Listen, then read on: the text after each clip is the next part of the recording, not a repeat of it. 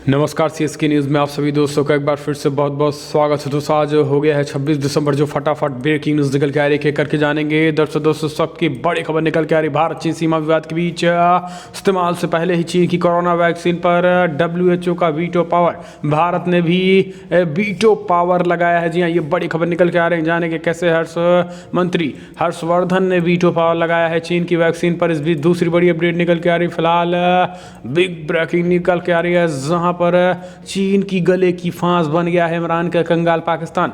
BRI की funding रोकेगा dragon, ये बड़ी खबर निकल के आ रही है। जी हाँ, इस बीच तीसरी बड़ी अपडेट निकल के आ रही है, फिलहाल चीन में उइगर मुसलमानों पर हो रहे अत्याचारों की जांच करेगा अमेरिका का साथ शिकंजा, ये बड़ी खबर निकल के आ रही है।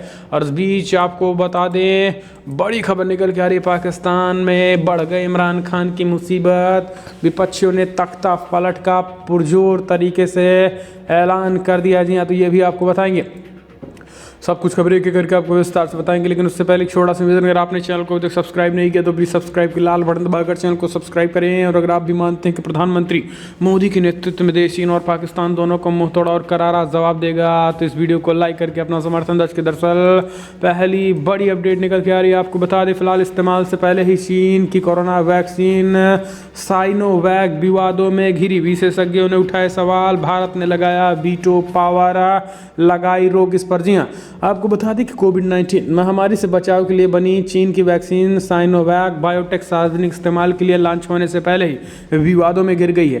तुर्की में अंतरिम परीक्षण में इसके लगभग 92% प्रभावी होने की बात कही गई है, तो ब्राजील में इसे 50% से कुछ ज़्यादा प्रभावी बताया गया है। ताइवान के विशेषज्ञों ने भी इस वैक्सीन के परिणामों पर सवाल उठाए हैं। इस बीच आपको बता दें कि भारत की तरफ से WHO में प्रतिनिधित्व कर रहे केंद्रीय स्वास्थ्य मंत्री हर्षवर्धन ने भी इस पर सवाल खड़े करते हुए इसकी रोक की मांग की है। वीटो पावर लगाते हुए कहा है कि पहले इसकी टीकाकरण पर तत्काल रोक लगाई जानी चाहिए। आपको बता दें कि चीन के सामानों का पूरी तरीके से विख्यात है, यानी कहीं ना कहीं चीन अपने सामानों को लेकर अब उनका गुडविल गिर चुका है। यही कारण है कि उसकी साख गिरने की वजह से चीन के सामानों को लोग शक भरी निगाह से देखते हैं। यही कारण है कि आपको बता दें कि तुर्की, यानी जो उसके समर्थक देश हैं, वहां पे 92% प्रभावित है, जबकि ब्राजील जो कहीं ना कहीं मुखर प्रतिद्वंदी रहा है चीन का, वहां पे 50% काम कर रहा है।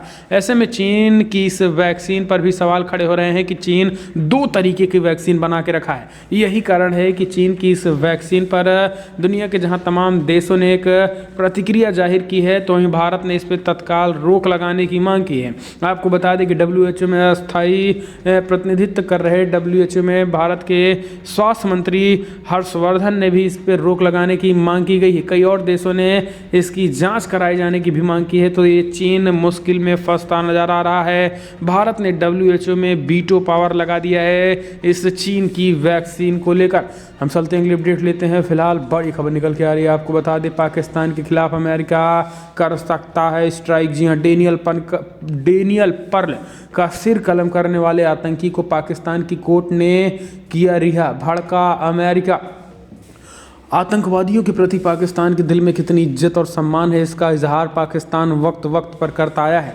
अब उसने एक बार फिर कुछ ही ऐसा किया है। पाकिस्तान की इस हरकत से भारत ही नहीं, अमेरिका भी भड़क गया है। साल 2002 में अमेरिकी पत्रकार डेनियल पर्ल की पाकिस्तान में अगवा करके हत्या कर दी गई थी। आतंकवादियों ने डेनियल पर्ल का सिर कलम करने के बाद उसका वीडियो अमेरिका को भेजा था, जिसके बाद पाकिस्तान में पर्ल की हत्या के मुख्य आरोपी उमर सईद शेख और उनके 3 साथियों को गिरफ्तार किया गया था। 2007 में मौत की सजा सुनाई गई थी। जी हां, उमर सईद शेख को 2007 में फांसी की सजा सुनाई गई थी, लेकिन अब सिंध हाईकोर्ट ने डेनियल पर्ल के हत्यारों को रिहा करने का आदेश दे दिया है।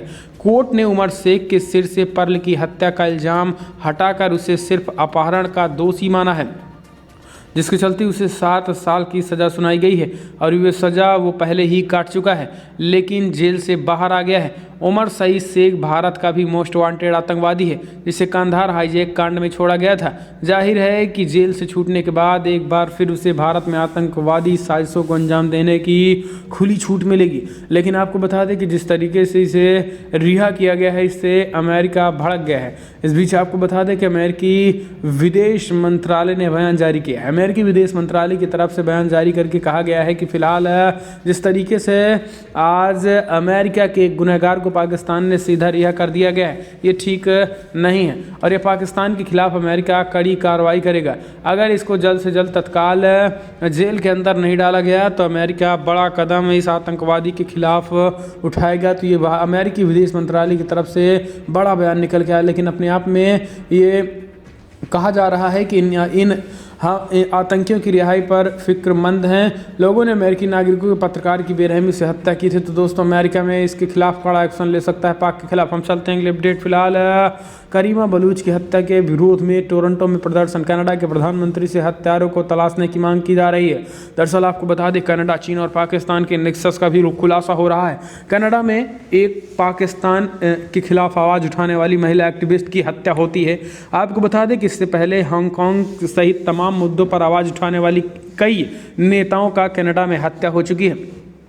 आपको बता दें कि कनाडा अब धीरे धीरे एक ऐसे जगह बनता जा रहा है जो खास करके डेमोक्रेटिक कंट्रीज़ के लोगों की हत्या कर रहा है। आपको बता दें कि चीन के में मानवाधिकारों के खिलाफ बोलने वाले लोगों की हत्या कनाडा में ही होती है अगर वो जाते हैं, और अब पाकिस्तान की इस महिला की भी कनाडा में हत्या हुई है। तो कनाडा के पुलिस की भी जांच पर सवाल उठ रहे हैं। इस बीच सवाल ये भी हो रहे हैं कि पाकिस्तान की आईसिस ने इस महिला की हत्या की है।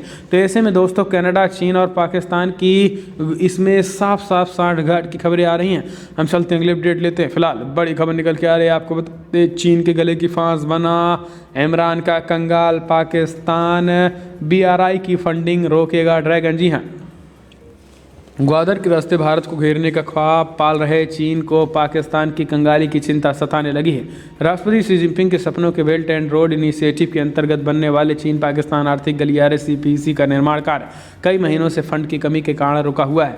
पहले से भी इस प्रोजेक्ट में अरबों डॉलर लगा चुके ड्रैगन की चिंताएं इसकी सुरक्षा और बढ़ती लागत ने बढ़ा दी है। कोरोना वायरस के कारण इस परियोजना का बचा खुचा काम भी बंद पड़ा हुआ है। एशिया टाइम्स ने अमेरिका के बोस्टन यूनिवर्सिटी के रिसर्चर्स के हवाले से जानकारी दी है कि चीन ने इन दिनों पाकिस्तान को फंडिंग काफ़ी कम कर दी है। 2016 में चीन की सरकारी चाइना डेवलपमेंट और bank of export import bank of China ने पाकिस्तान को $75 बिलियन का कर्ज दिया था। 2019 में ये घटाकर $4 बिलियन पर आ गई है। बड़ी बात यह है कि इस साल यानी 2020 में महज $3 बिलियन का ही कर्ज दिया है। चीन को पाकिस्तान के डूबने का भी डर है। यही कारण है कि चीन को अब लगने लगा है कि फ़िलहाल हम दुनिया से लूट मार कर इकट्ठा कर अगर पाकिस्तान को दे रहे हैं तो इसकी कोई गारंटी नहीं कि पाकिस्तान हमें लौटा देगा। लेकिन चीन भी साथी रहे दोस्तों, पाकिस्तान की ज़मीनों पर ही कब्जा कर लेगा। हम चलते हैं अगले अपडेट। फिलहाल चीन में उइगर मुसलमानों पर हो रहे अत्याचारों की जाँच करेगा अमेरिका। दरअसल अमेरिका ने चीन में उइगर मुसलमानों पर लगाई जा रही विभिन्न पाबंदियों को अल्पसंख्यक समुदाय का नरसंहार करार देते हुए इसकी विस्तृत जाँच करने की बात कही है। अमेरिकी प्रशासन के एक अधिकारी ने गुरुवार को ये बातें कही हैं। समाचार एजेंसी क्वेडो की रिपोर्ट के मुताबिक अमेरिका के विदेश मंत्री माइक पोम्पियो ने वैश्विक आपराधिक न्याय के एम्बेसडर मैसिर टैन को चीन में उइगर मुसलमानों पर हो रहे अत्याचारों की जांच का जिम्मा सौंपा गया है। टैन समिति समय में इसकी जांच कर जल्द ही अपनी रिपोर्ट सौंपेंगे। संयुक्त राष्ट्र के नियमों के मुताबिक किसी भी अल्पसंख्यक समुदाय के लोगों की बड़ी संख्या में हत्या होना और उनकी जनसंख्या नियंत्रण करने को लेकर उठाए जा रहे कदमों को नरसंहार की श्रेणी में ही गिना जाता है। हम चलते हैं अगले अपडेट लेते हैं। फिलहाल कोरोना के बीच पूरी दुनिया में मनाया गया क्रिसमस, चर्च बंद रहे, सीमाओं पर भी रही बंदिशें। आपको बता दें कि कर्फ्यू, पृथकवास और यहाँ तक कि सीमाओं के बंद होने से उत्पन्न जटिल परिस्थितियों के बीच शुक्रवार को दुनिया भर में क्रिसमस का त्यौहार मनाया गया। हालांकि इसके बावजूद लोगों की श्रद्धा और प्रतिबद्धता ने इस दिन को खास बनाए रखा। बीजिंग के आधिकारिक गिरजाघर चर्चों ने अंतिम समय में सामूहिक प्रार्थना को रद्द कर दिया और ये कदम चीन की राजधानी में पिछले हफ्ते कोविड-19 के नए मामले आने के बाद हाई अलर्ट कर दिया गया है।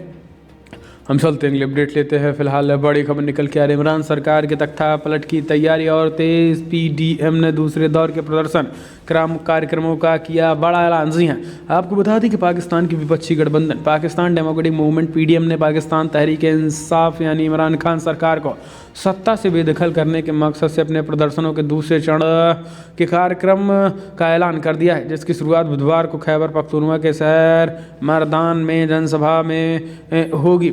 आपको बता दें कि पाकिस्तान इमरान खान के खिलाफ 11 मुख्य विपक्षी पार्टियां एक साथ आ चुकी हैं और लगातार आर पार का ऐलान कर दिया है। हम चलते हैं अगली अपडेट लेते हैं। फिलहाल बड़ी खबर निकल के आ रही है दोस्तों, आपको बता दें फिलहाल राम मंदिर निर्माण के लिए चंदा जुटाने को गुजरात के 18,000 गाँव का दौरा करेंगे विश्व हिंदू परिषद के लिए लोग। यूपी के अयोध्या में राम मंदिर निर्माण के लोगों से चंदा जुटाया जाएगा। विश्व हिंदू परिषद बीएचपी के कार्यकर्ताओं ने इसके लिए 15 जनवरी से गुजरात के सभी 18,000 गाँवों का दौरा करेंगे। संगठन के एक वरिष्ठ पदाधिकारी ने शुक्रवार को ये जानकारी दी है। बीएचपी के संयुक्त महासचिव सुरेंद्र जैन ने बताया कि फिलहाल उनका संगठन धनराशि इकट्ठा करने की कवायद के तहत 5.5 लाख गाँव में रहने वाले 65 करोड़ हिंदुओं से संपर्क करने के लिए देश भर में कुछ 40 लाख स्वयंसेवकों को तैनात करेगा। जैन ने कहा है कि गुजरात में 18,556 गांव हैं और हम सभी में जाएंगे। हमारे स्वयंसेवक राम मंदिर के लिए धन जुटाने के लिए अभियान के तहत हर हिंदू से संपर्क भी करेंगे। हम चलते हैं अपडेट। सरकार किसानों से संवाद के लिए तैयार, लेकिन केवल मुद्दों पर होगी बात, पीएम मोदी का बड़ा ऐलान।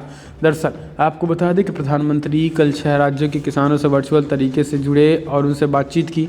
पीएम ने कृषि कानूनों पर अपना समर्थन व्यक्त करते हुए उनके साथ अहमियत भी बताई है।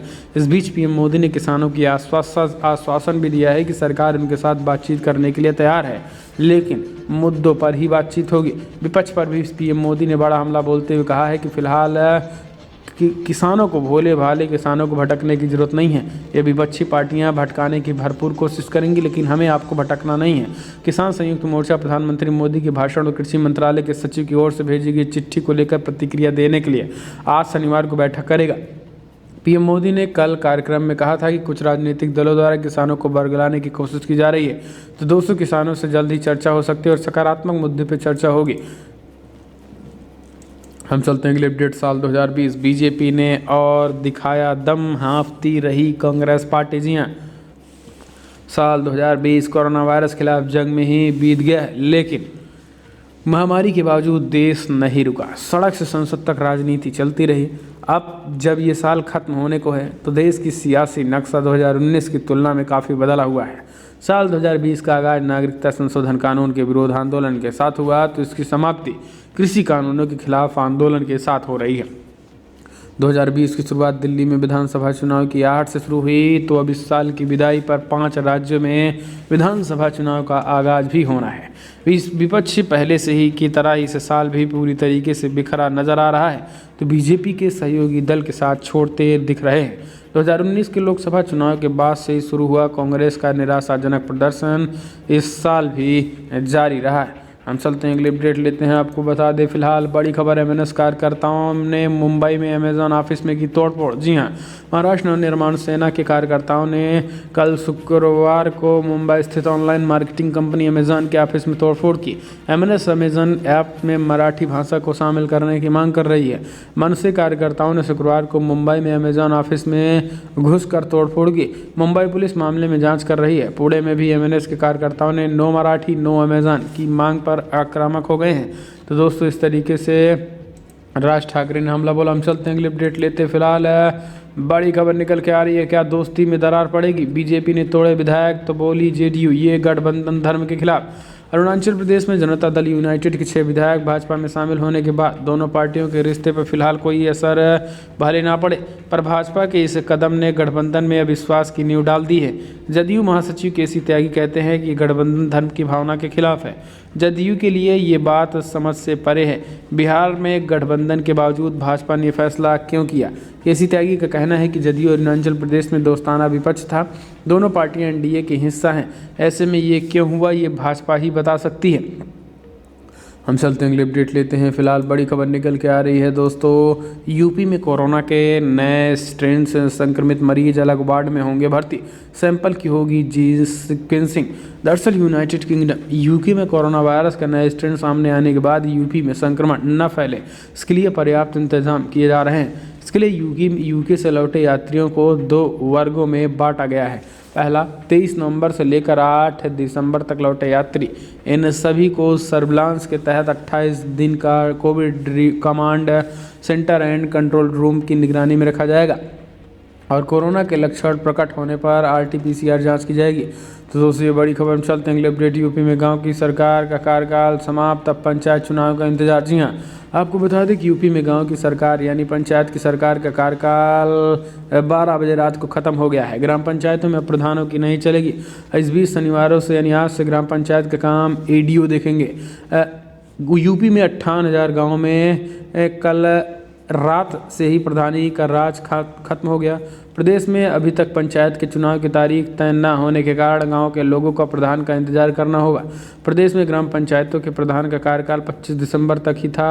अब प्रधानों का कार्यकाल समाप्त हो गया है। माना जा रहा है कि करीब 3 महीने तक अभी प्रदेश के गाँव प्रधान विहीन रहेंगे। 3 महीने तक, जी हाँ, लगभग। तो दोस्तों बड़ी खबरों में इतना ही, लेकिन हम चलते हैं अगले अपडेट लेते हैं। आपको बता दें फिलहाल सफ़ेद दाग की दवा ल्यूकोस्कन खोजने वाले वैज्ञानिक को DRDO की scientist of the year award से सम्मानित किया गया। जी हाँ, रक्षा अनुसंधान और विकास संगठन DRDO ने सफ़ेद दाग की प्रभावी दवा समेत कई हर्बल उत्पाद तैयार करने वाले वरिष्ठ वैज्ञानिक डॉक्टर हेमंत कुमार पांडे को scientist of the year award से सम्मानित किया गया है। DRDO भवन में आयोजित एक कार्यक्रम में रक्षा मंत्री राजनाथ सिंह ने पांडे को ये सम्मान प्रदान किया है। तो दोस्तों फिलहाल बड़ी खबर इतना, लेकिन अगर आपको वीडियो पसंद आए तो लाइक कर, शेयर करें, कमेंट के माध्यम से आप अपनी राय देना ना भूलें। इस वीडियो इतना ही। जय हिंद, वंदे मातरम।